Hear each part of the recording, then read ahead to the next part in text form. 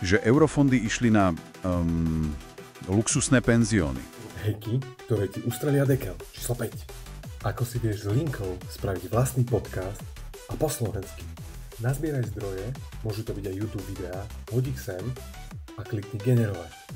Cesta do práce, nová téma v ušiach. A bez reklám. Počúvaj. Čo konkrétne?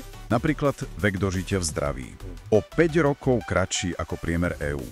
Alebo tie odvrátiteľné úmrtia. Až 11 000 ročne. To je strašné číslo. Ja som sa dnes dozvedel niečo viac o neuromorfných počítačoch. Zamysleli ste sa niekedy, ako náš mozog zvláda veci tak s ľahkosťou?